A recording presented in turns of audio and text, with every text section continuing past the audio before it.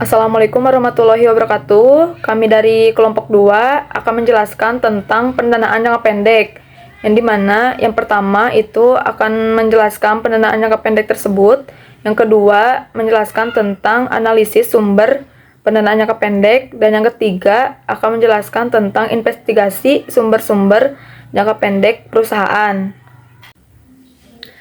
Saya Shalsa Putri Riana akan menjelaskan tentang pendanaan jangka pendek. Yang dimana definisi pendanaan jangka pendek tersebut secara umum adalah pendanaan untuk mendirikan, menjalankan, atau melakukan suatu pembayaran dalam jangka waktu pendek, di mana jangka waktu pendek tersebut hanya mencapai 1 tahun.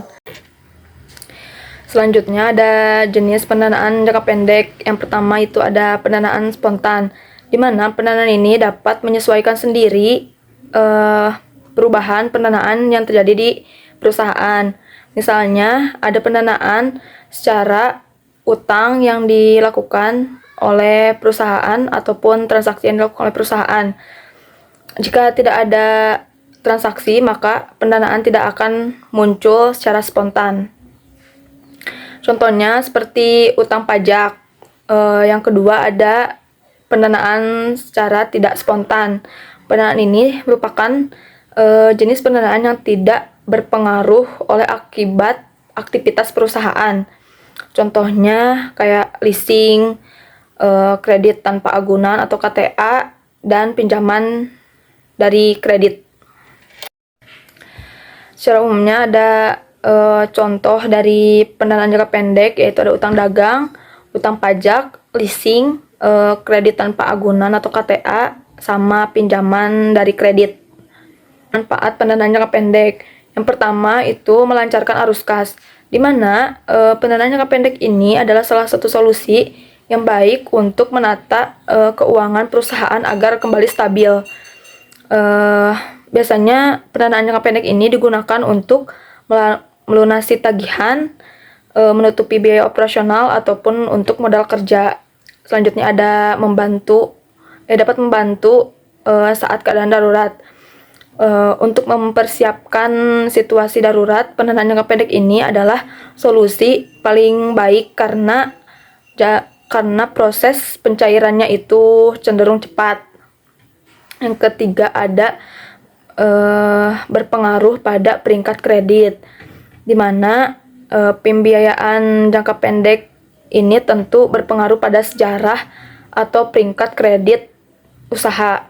Hanya saja perlu dipastikan untuk mengelolanya dengan tepat waktu agar tidak merusak riwayat kredit saat mengajukan pembiayaan selanjutnya. Nama saya Manda Masalia Putri. Saya akan menjelaskan analis sumber pendanaan jangka pendek. Yang pertama, mengenai sumber utama pendanaan jangka pendek. Ada beberapa sumber utama pendanaan jangka pendek, di antaranya kredit dagang, pinjaman dari bank, surat-surat berharga, piutang, dan persediaan barang dagangan. Berikutnya mengenai jenis pendanaan jangka pendek yang tersedia. Di antaranya, pertama, kredit perdagangan, kedua, beban yang masih harus dibayar seperti gaji dan pajak, ketiga, kredit pasar uang, keempat, pinjaman jangka pendek, kelima, wesel, keenam, akseptasi bank, ketujuh, surat hutang, ke-8 pinjaman jangka pendek tanpa jaminan, 9 menjaminkan piutang dan persediaan, yang terakhir anjak piutang atau factoring. Selanjutnya ada beberapa alasan perusahaan membutuhkan pendanaan jangka pendek. Yang pertama, perusahaan membutuhkan dana segar untuk keperluan pembayaran modal kerja atau kebutuhan jangka pendek yang harus dipenuhi dalam tempo 1 tahun atau kurang. Yang kedua, laba ditahan tidak mencukupi dalam memenuhi kebutuhan operasional perusahaan. Yang ketiga, sumber dana jangka pendek tersedia cukup banyak, mudah, dan biaya yang mengiringi lebih rendah. Yang terakhir, manajemen keuangan lebih memilih untuk mengambil utang dibandingkan mengambil dana dari sektor lain. Selanjutnya, untuk pembahasan mengenai investigasi sumber-sumber jangka pendek perusahaan akan dijelaskan oleh rekan saya Resa Kamelia dan Ahdan Akbar.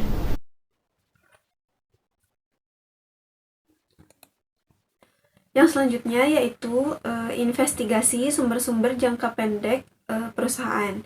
Yang pertama yaitu ada utang bank.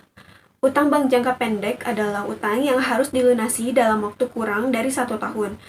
Utang bank jangka pendek ini digunakan untuk menutupi biaya operasional yang harus dibayar dalam jangka waktu yang lebih pendek.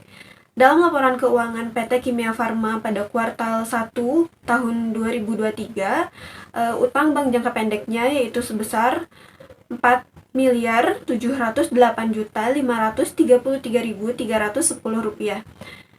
Kemudian ada utang usaha pihak ketiga, yang mana utang usaha pihak ketiga ini adalah sebuah kewajiban perusahaan kepada pihak supplier atau yang lainnya yang diakibatkan pembelian barang atau jasa secara kredit yang harus dilunasi dalam waktu kurang dari 1 tahun. Utang usaha pihak ketiga PT Kimia Farma pada kuartal 1 tahun 2023 yaitu sebesar Rp769.241.613. Kemudian ada utang usaha pihak berelasi.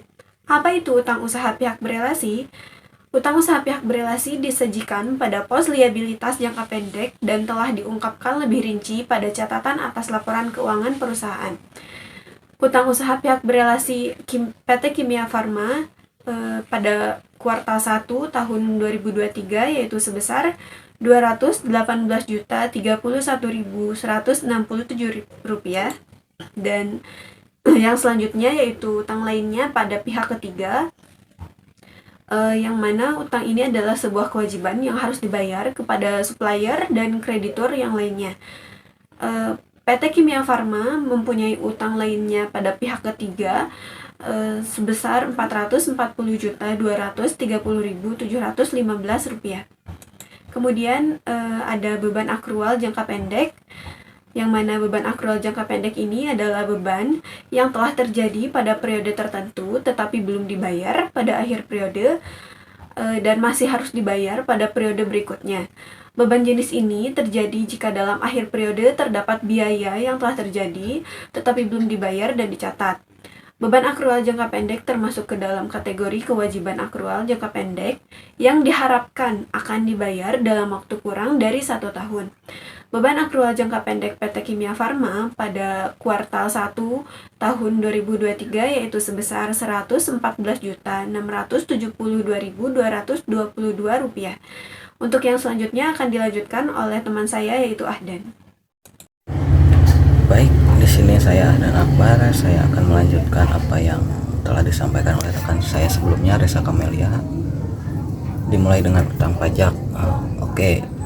Utang pajak adalah sejumlah uang yang harus dibayar ke perusahaan kepada pemerintah, dan jumlah yang harus dibayarkan perusahaan PT KF atau PT Kimia Farma ini adalah sebesar Rp59.226.871.000. Itu yang harus dibayarkan perusahaan kepada pemerintah sebagai pajak. Selanjutnya ada liabilitas yang secara langsung berhubungan dengan aset tidak lancar atau kelompok lepasan yang diklasifikasikan sebagai dimiliki untuk dijual atau dimiliki untuk didistribusikan kepada pemilik. Itu adalah kewajiban untuk membayar beban yang terkait aset yang akan dijual atau didistribusikan. Dan jumlah beban yang harus dibayar kan adalah sebesar Rp92.328.000.